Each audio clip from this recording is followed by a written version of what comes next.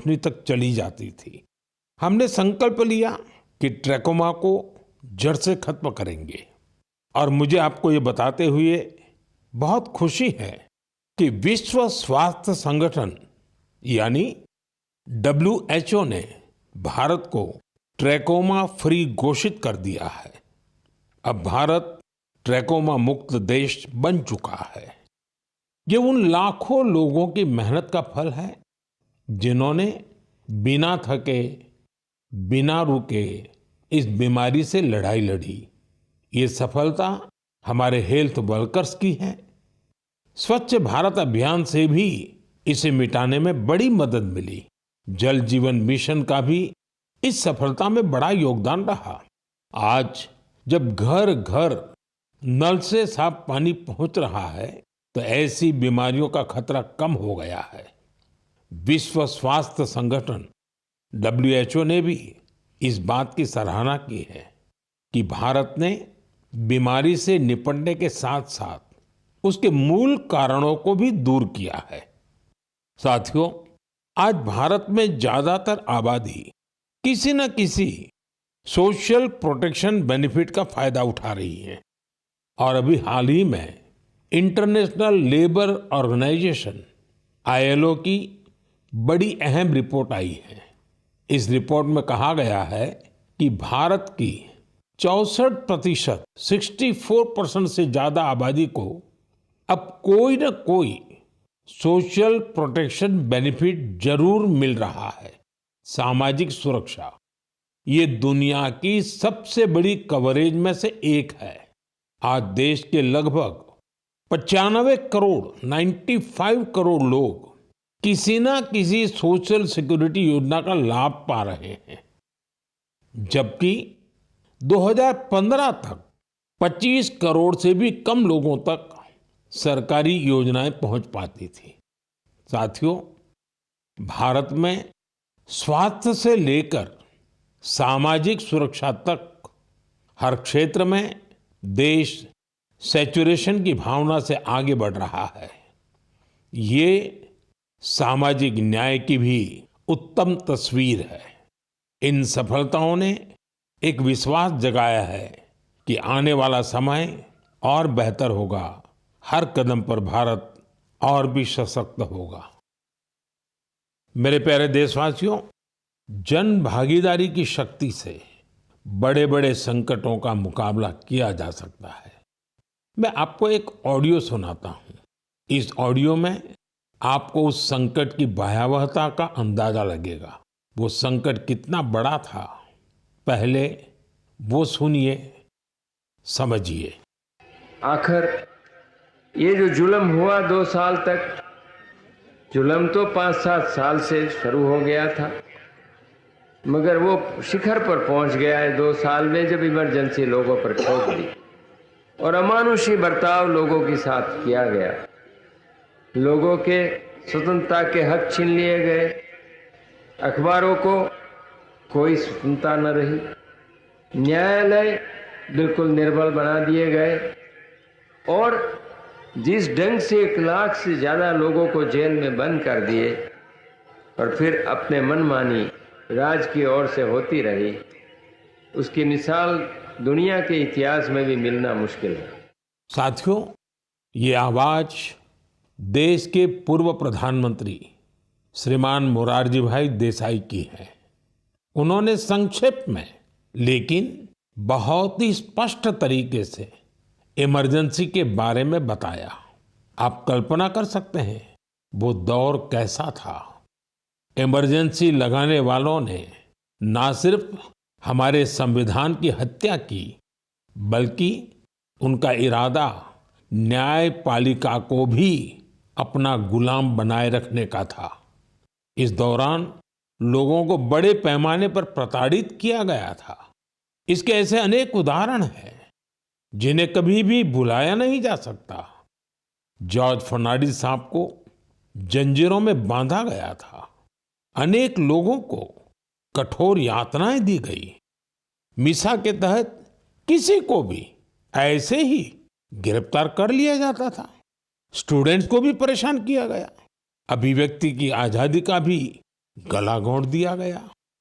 साथियों, उस दौर में जो हजारों लोग गिरफ्तार किए गए, उन पर ऐसे ही अमानवीय अत्याचार हुए। लेकिन ये भारत की जनता का सामर्थ्य है कि वो झुकी नहीं, टूटी नहीं और लोकतंत्र के साथ कोई समझौता उसने स्वीकार नहीं किया। आखिरकार जनता जनार्दन की जीत हुई। आपातकाल हटा लिया गया और आपातकाल थोपने वाले हार गए।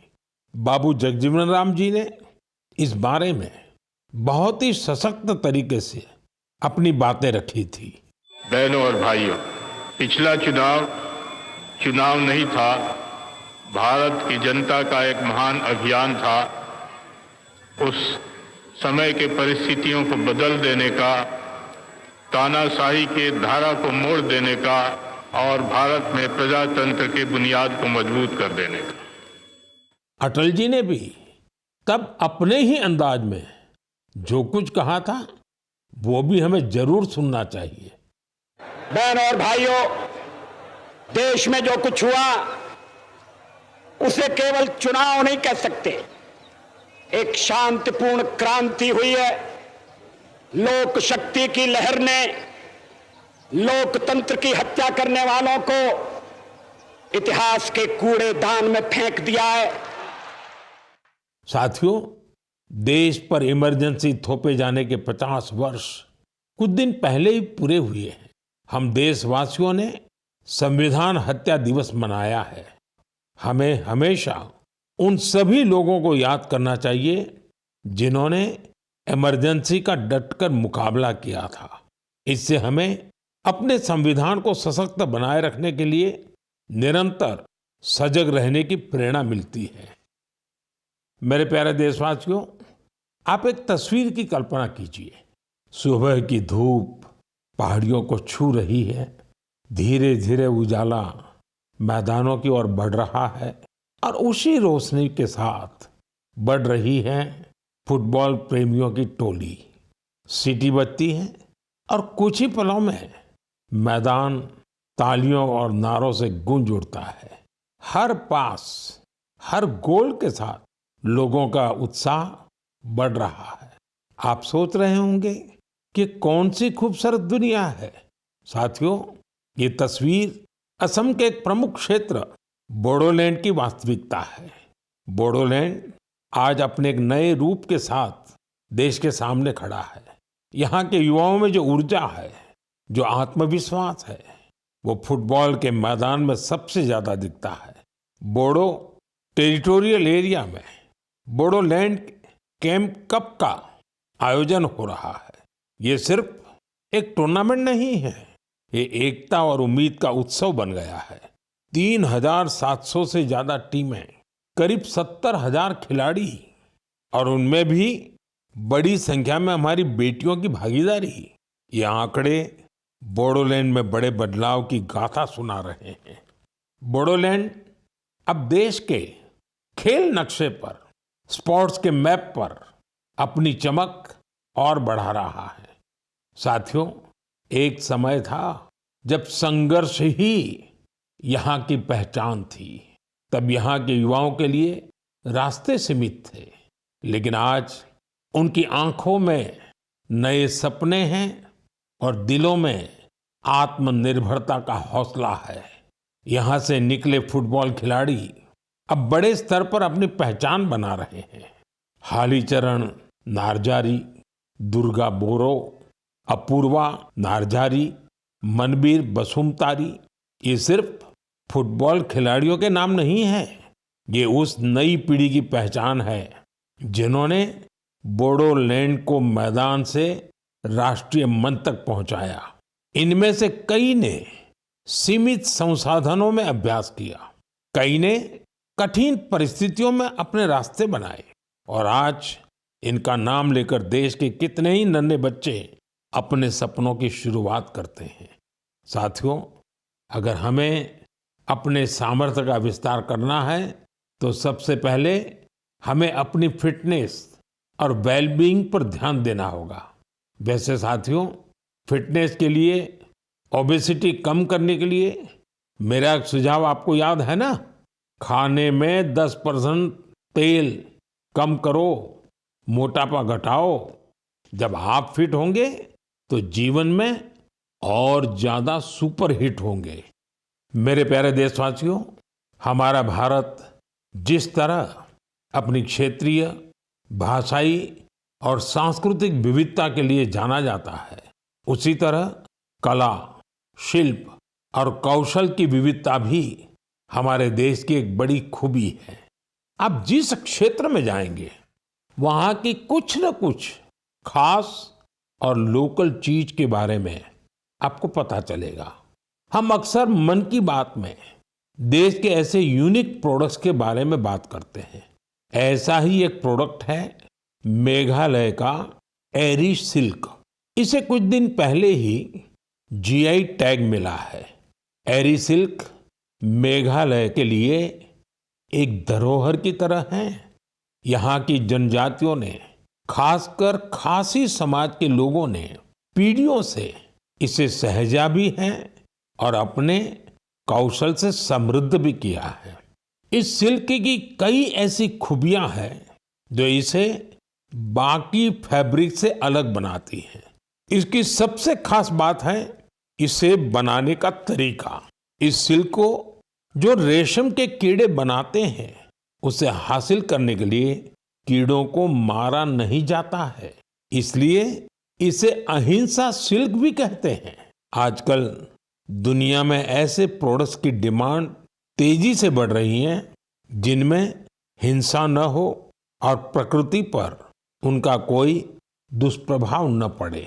इसलिए मेघालय का एरी सिल्क ग्लोबल मार्केट के लिए एक परफेक्ट प्रोडक्ट है। इसकी एक और खास बात है, ये सिल्क सर्दी में गर्म करता है और गर्मियों में ठंडक देता है। इसकी एक खूबी इसे ज्यादातर जगहों के लिए अनुकूल बना देती है। मेघालय की महिलाएं अब सेल्फ हेल्प ग्रुप के जरिए अपनी इस धरोहर को और बड़े स्केल पर आगे बढ़ा रही हैं। मैं मेघालय के लोगों को एरी सिल्क को जीआई टैग मिलने पर बधाई देता हूं। मैं आप सबसे भी अपील करूंगा, आप भी एरी सिल्क से बने कपड़ों को जरूर ट्राई करें। और हाँ, khadi, handloom, handicraft, vocal for local, इन्हें भी आपको हमेशा याद रखना है। ग्राहक भारत में बने प्रोडक्ट ही खरीदें और व्यापारी भारत में बने प्रोडक्ट ही बेचें, तो आत्मनिर्भर भारत अभियान को नई ऊर्जा मिलेगी। मेरे प्यारे देशवासियों, विमेन लेड डेवलपमेंट का मंत्र भारत का नया भविष्य गढ़ने के लिए तैयार है। हमारी माताएं, बहनें, बेटियां आज सिर्फ अपने लिए ही नहीं बल्कि पूरे समाज के लिए नई दिशा बना रही हैं। आप तेलंगाना के भद्राचलम की महिलाओं की सफलता के बारे में जानेंगे तो आपको भी अच्छा लगेगा। ये महिलाएं कभी खेतों में मजदूरी करती थी, रोजी रोटी के लिए दिन भर मेहनत करती थी। आज वही महिलाएं मिलेट्स, श्री अन्न से बिस्किट बना रही हैं। भद्रादी मिलेट मैजिक नाम से ये बिस्किट हैदराबाद से लंदन तक जा रहे हैं। भद्राचलम की इन महिलाओं ने सेल्फ हेल्प ग्रुप से जुड़कर ट्रेनिंग ली। साथियों, इन महिलाओं ने एक और सराहनीय काम किया है। इन्होंने गिरी सैनिटरी पैड्स बनाना शुरू किया। सिर्फ 3 महीने में 40,000 पैड्स तैयार किए और उन्हें स्कूलों और आसपास के ऑफिसों में पहुंचाया, वो भी बहुत ही सस्ती कीमत पर। साथियों, कर्नाटका के कलबुर्गी की महिलाओं की उपलब्धि भी बेहतरीन है। इन्होंने ज्वार की रोटी को एक ब्रांड बना दिया है। इन्होंने जो कोऑपरेटिव बनाई है, उसमें हर रोज 3,000 से ज्यादा रोटियां बन रही हैं। इन रोटियों की खुशबू अब सिर्फ गांव तक सीमित नहीं है। बेंगलुरु में स्पेशल काउंटर खुल चुका है। ऑनलाइन फूड प्लेटफॉर्म पर ऑर्डर आ रहे हैं। कलबुर्गी की रोटी अब बड़े शहरों के किचन तक पहुंच रही है। इसका बहुत शानदार असर इन महिलाओं पर पड़ा है। उनकी आय बढ़ रही है। साथियों, अलग अलग राज्यों की इन गाथाओं में अलग अलग चेहरे हैं, लेकिन उनकी चमक एक जैसी है। ये चमक है आत्मविश्वास की, आत्मनिर्भरता की। ऐसा ही एक चेहरा है मध्य प्रदेश की सुमा उइके। सुमा जी का प्रयास बहुत सराहनीय है। उन्होंने बालाघाट जिले के कटंगी ब्लॉक में सेल्फ हेल्प ग्रुप से जुड़कर मशरूम की खेती और पशुपालन की ट्रेनिंग ली। इससे उन्हें आत्मनिर्भरता की राह मिल गई। सुमा उइके की आय बढ़ी तो उन्होंने अपने काम का विस्तार भी किया। छोटे से प्रयास से शुरू हुआ ये सफर अब दीदी कैंटीन और थर्मल थेरेपी सेंटर तक पहुंच चुका है। देश के कोने कोने में ऐसी ही अनगिनत महिलाएं अपना और देश का भाग्य बदल रही हैं। मेरे प्यारे देशवासियों, पिछले दिनों मुझे वियतनाम के बहुत से लोगों ने विभिन्न माध्यमों से अपने संदेश भेजे। इन संदेशों की हर पंक्ति में श्रद्धा थी, आत्मीयता थी। उनकी भावनाएं मन को छूने वाली थी। वो लोग भगवान बुद्ध के पवित्र अवशेषों, रेलिक्स के दर्शन कराने के लिए भारत के प्रति अपना आभार प्रकट कर रहे थे। उनके शब्दों में जो भाव थे वो किसी औपचारिक धन्यवाद से बढ़कर थे। साथियों, मूल रूप से भगवान बुद्ध के इन पवित्र अवशेषों की खोज आंध्र प्रदेश में पालनाडु जिले के नागार्जुन कोंडा में हुई थी। इस जगह का बौद्ध धर्म से गहरा नाता रहा है। कहा जाता है कि कभी इस स्थान पर श्रीलंका और चीन सहित दूर दूर के लोग आते थे। साथियों, पिछले महीने भगवान बुद्ध के इन पवित्र अवशेषों को भारत से वियतनाम ले जाया गया था।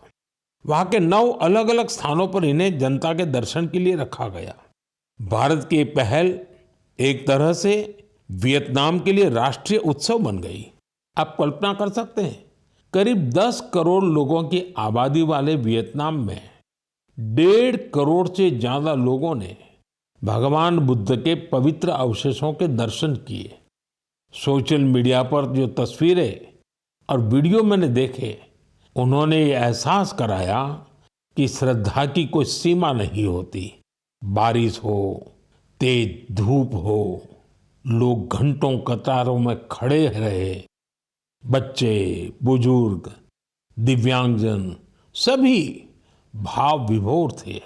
वियतनाम के राष्ट्रपति, उप प्रधानमंत्री, वरिष्ठ मंत्री, हर कोई नतमस्तक था।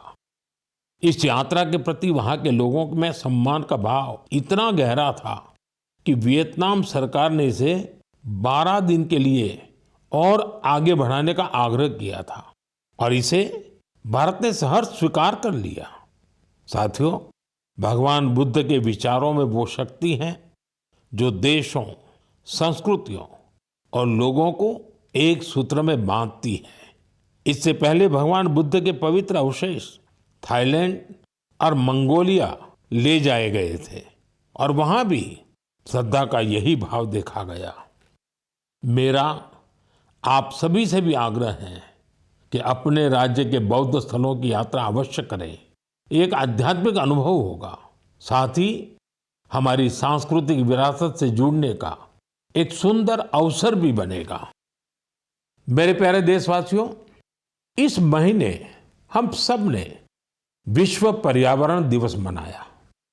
मुझे आपके हजारों संदेश मिले।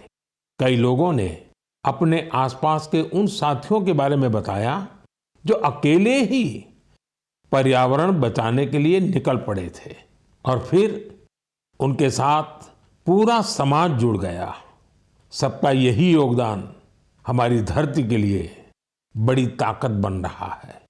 पुणे के श्री रमेश खरमाले जी, उनके कार्यों को जानकर आपको बहुत प्रेरणा मिलेगी।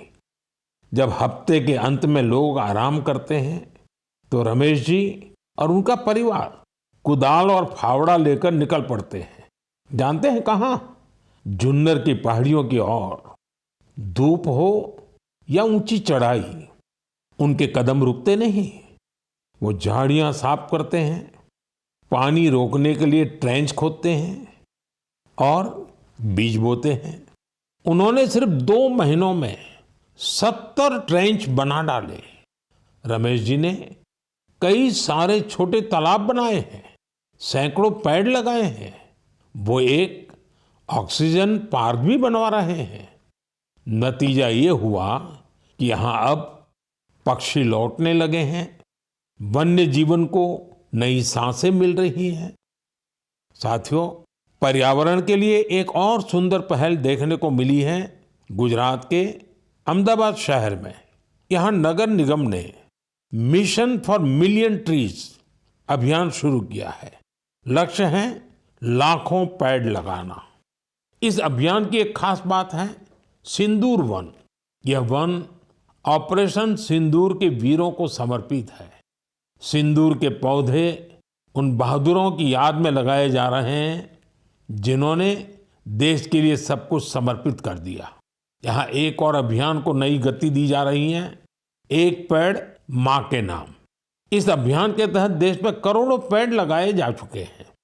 आप भी अपने आपके गांव या शहर में चल रहे ऐसे अभियान में जरूर हिस्सा लीजिए। पेड़ लगाइए, पानी बचाइए, धरती की सेवा कीजिए, क्योंकि जब हम प्रकृति को बचाते हैं तो असल में हम अपनी आने वाली पीढ़ियों को सुरक्षित करते हैं। साथियों, महाराष्ट्र के एक गांव ने भी बड़ी शानदार मिसाल पेश की है। छत्रपति संभाजीनगर जिले की ग्राम पंचायत है पाटोदा। ये कार्बन न्यूट्रल गांव पंचायत है। इस गांव में कोई अपने घर के बाहर कचरा नहीं फेंकता। हर घर से कचरा इकट्ठा करने की पूरी व्यवस्था है। यहाँ गंदे पानी का ट्रीटमेंट भी होता है। बिना साफ किए कोई पानी नदी में नहीं जाता। यहाँ उपलों से अंतिम संस्कार होता है और उस राख से दिवंगत के नाम पर पौधा लगाया जाता है। इस गांव में साफ सफाई भी देखते ही बनती है। छोटी छोटी आदतें जब सामूहिक संकल्प बन जाती हैं तो बड़ा बदलाव तय हो जाता है। मेरे प्यारे साथियों, इस समय